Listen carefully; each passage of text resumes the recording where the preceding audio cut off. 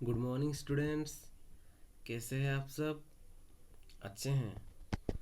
तो चलिए, हमने प्रीवियस क्लास में क्या पढ़े थे? हाँ, कॉम्बुशन के बारे में पढ़े थे। तो मुझे बताओ, कॉम्बुशन क्या होता है? हाँ, it is a chemical process where substance react with oxygen to produce हाँ हीट एंड लाइट। ठीक है, तो मुझे एक एग्जाम्पल दो कॉम्बुसिबल सब्सटेंस का। हाँ, कोल और पेट्रोल और एलपीजी। हाँ, ठीक है। तो कुछ नॉन कॉम्बुसिबल सब्सटेंस का भी एग्जांपल दो। हाँ, iron nail, glass, stone, water. बहुत ही बढ़िया। तो ये जो कॉम्बुशन होता है, उसके लिए जो नेसेसरी कंडीशन मैंने आपको बताया था, वो नेसेसरी कंडीशन क्या है?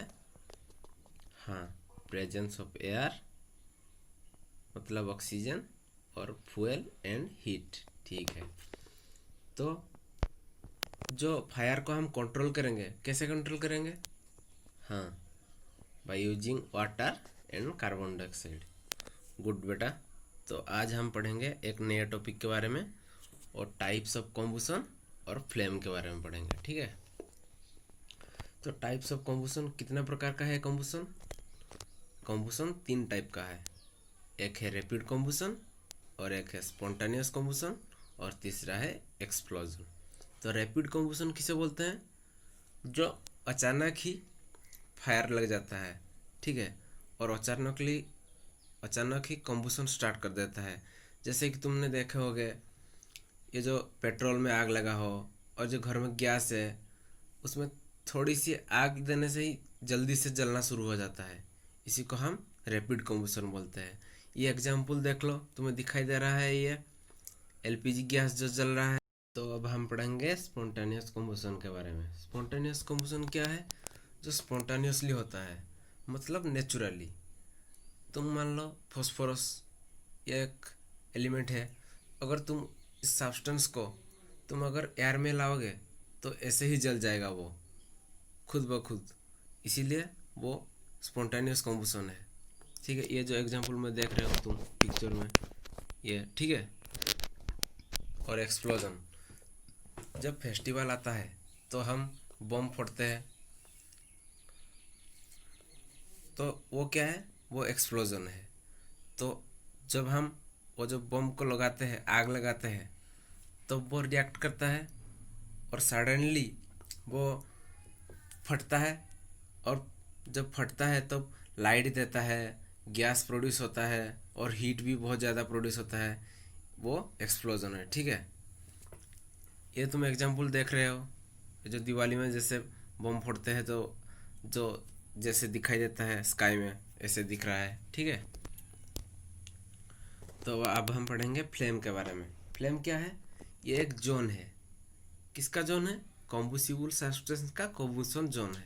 ठीक है। तो फ्लेम कौन प्रोड्यूस करता है? जो सब्सटेंस वेपोराइज हो जाते हैं, जलते वक्त जो वेपोराइज हो जाते हैं, वो प्रोड्यूस वो फ्लेम प्रोड्यूस करते हैं। जैसे कि किरोसिन जो लैंप में जलता है, वो एक धुआं जैसा, वेपर जैसा उड़ के जाता है ना, वो एक फ्लेम देता है, किरोसिन। और जो कैंडल है, वो भी फ्लेम प्रोड्यूस करता है। कैंडल में क्या होता है? वैक्स होता है, वो वेपोराइज होता है। और जो सब्सटेंस वेपोराइज नहीं होते हैं, वो फ्लेम प्रोड्यूस नहीं करते हैं। जैसे कि एग्जांपल कोल, चारकोल, ये पिक्चर्स में तुम देख रहे हो। ठीक है। Structure of a candle flame, जो कैंडल का फ्लेम का स्ट्रक्चर है, वो देखो। ये जो सबसे ऊपर वाला है, आउटर जोन है, और उसका जो फ्लेम का कलर है थोड़ा सा ब्लूइश रहता है, और वो नॉन लुमिनस जोन है। यहाँ बहुत ज़्यादा लाइट नहीं मिलता है हमें, और यहाँ कंप्लीट कम्बुशन होता है। ठीक है।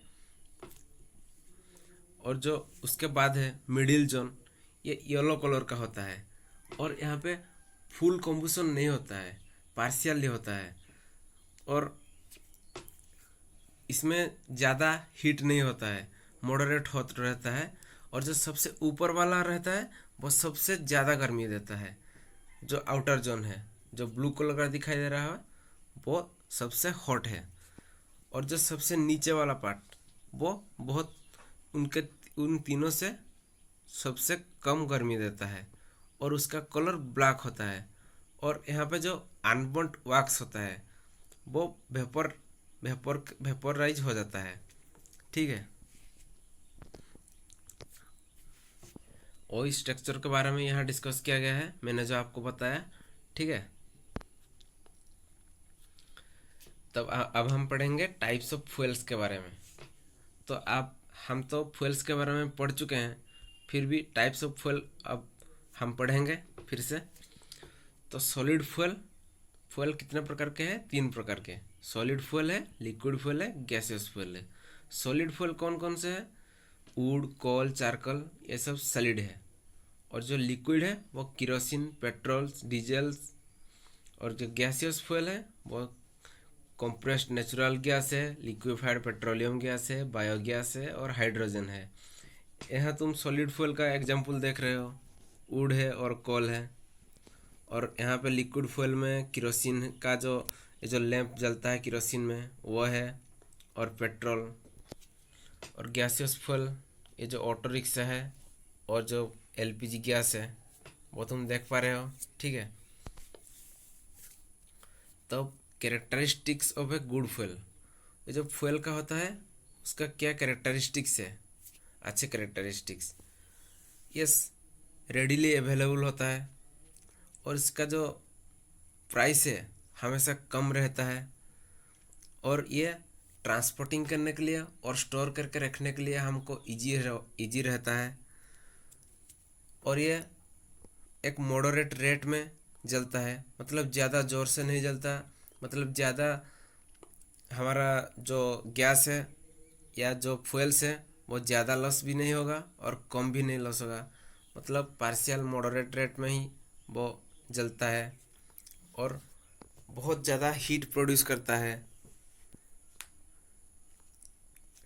और कोई अनडिजायरेबल सब्सटेंस नहीं देता है, जैसे कि मान low carbon dioxide, carbon monoxide, ऐसा।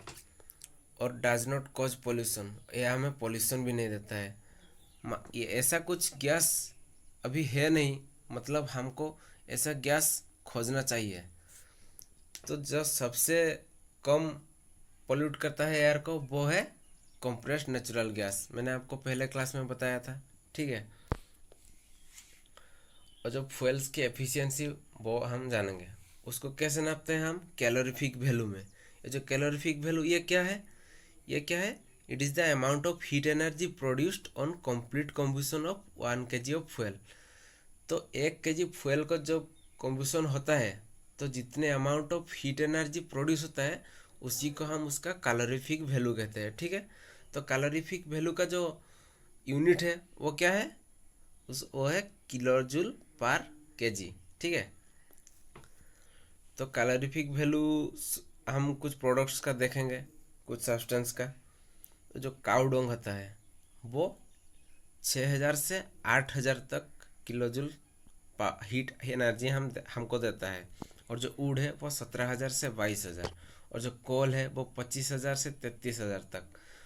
और जो पेट्रोल है वो 45000 तक देता है। और जो केरोसिन भी 45, डीजल 45, मीथेन गैस 50000। और जो सीएनजी गैस है वो भी 50000। और जो एलपीजी है वो 55000। और जो बायोगैस रहता है वो 35000 से 40000 तक देता है। और जो हाइड्रोजन गैस होता है उसका कैलोरीफिक वैल्यू सबसे ज़्यादा है।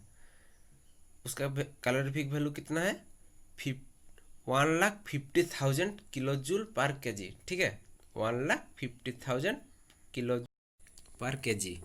तो अब हम क्या पढ़ेंगे? जो हार्मफुल इफ़ेक्ट्स होता है, जो फ्यूल्स जलते हैं वो क्या क्या हार्मफुल इफ़ेक्ट्स छोड़ते हैं वो हम देखेंगे।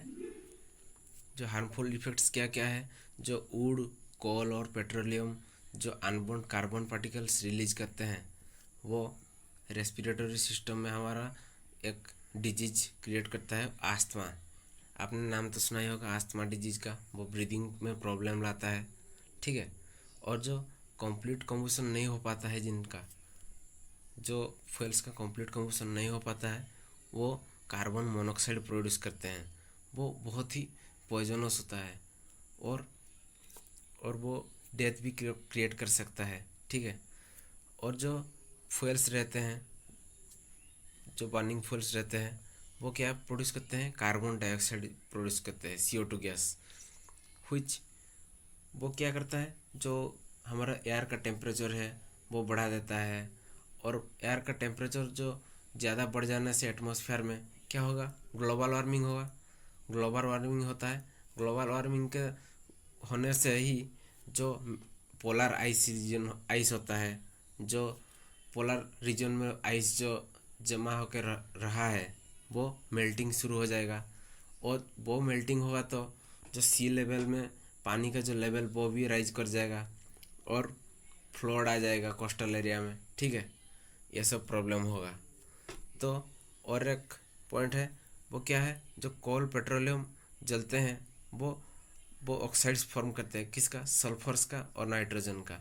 सल्फर का क्या क्या प्रोड्यूस करते हैं, सल्फर डाइऑक्साइड और नाइट्रोजन ऑक्साइड, नाइट्रस ऑक्साइड, ऐसे ही गैस प्रोड्यूस करते हैं। और वो ऑक्साइड जब रेन में मिल जाते हैं, जब वो रेन होता है तो क्या होता है, बारिश में वो एसिड रेन होता है, ठीक है। उसको हम एसिड रेन बोलते हैं। और अगर एसिड रेन होगा तो हमारा जो फसल है, मिट्टी है, उसमें इफेक्ट डालेगा। और जो वो क्रॉप्स और सॉइल पॉल्यूट हो जाएंगे, क्रॉप प्रोडक्शन भी ठीक से नहीं होगा। और जो बिल्डिंग्स वगैरह बने होते हैं उसका जो कलर वो भी डैमेज हो जाएगा, ठीक है। तो बच्चों मुझे बताओ आज हमने क्या क्या पढ़ा, हम बताओ। टाइप्स ऑफ कॉम्बसन के बारे में पढ़ा और फ्लेम के बारे में पढ़ा और structure of a candle flame के बारे में पढ़ा और फ्यूल कितनी तरह के होते हैं वो पढ़ा। और क्या पढ़ा, हाँ, characteristics of a good fuel. तो और हमने क्या क्या पढ़ा, हाँ, फ्यूल एफिशिएंसी के बारे में पढ़ा, हाँ। और जो हार्मफुल इफ़ेक्ट्स कॉज करते हैं वो जो गैसेस और जो फ्यूल्स, उसके बारे में पढ़ा, ठीक है। तो मुझे बताओ कि ये जो कॉम्बसन है, वो जो टाइप्स ऑफ कॉम्बसन है वो मुझे बताओ। हाँ, रैपिड कॉम्बसन, स्पॉन्टेनियस कॉम्बसन और हाँ एक्सप्लोजन। तो मुझे बताओ एक्सप्लोजन क्या है। हाँ, जो दिवाली में बम फटता है, हाँ, बम ब्लास्ट को, और फायर क्रैकर एक्सप्लोजन, ठीक है। तो डिफरेंट टाइप्स ऑफ फ्यूल्स जो हैं वो मुझे बताओ। हाँ, सॉलिड फ्यूल, लिक्विड फ्यूल और हाँ गैसियस फ्यूल। गुड, शाबाश बेटा। और जो characteristics of a good, characteristics जो फ्यूल का होता है वो कोई एक कैरेक्टरिस्टिक्स मुझे बताओ। हाँ, ये स्टोर करने के लिए और ट्रांसपोर्ट करने के लिए इजी होगा और ये पॉल्यूशन भी कॉज नहीं करेगा, ठीक है। और कुछ एग्जाम्पल दो गैसियस फ्यूल का। हाँ, CNG, LPG और हाइड्रोजन, ठीक है। तो जो हाइड्रोजन गैस है उसका कैलोरीफिक वैल्यू मुझे बताओ। हाँ, 1,50,000। हाँ, उसका यूनिट क्या है, हाँ, किलो जूल पर केजी। बहुत ही बढ़िया, आपको सब समझ में आ गया। तो कुछ होमवर्क है, ये जो होमवर्क है तुम घर से करके लाना, ठीक है। Explain the spontaneous combustion with example, example के साथ स्पॉन्टेनियस कॉम्बसन को तुम डिस्क्राइब करना, ठीक है। और जो स्ट्रक्चर ऑफ कैंडल है उसको तुम लिख के लाना। और जो कैरेक्टरिस्टिक्स है गुड फ्यूल्स का कैरेक्टरिस्टिक्स क्या होता है वो भी लिख के लाना है। और जो हार्मफुल इफेक्ट्स होता है जो बर्निंग ऑफ फ्यूल्स के बाद, उसको भी लिख के लाना है, ठीक है। तो आज के लिए इतना। Thank you students.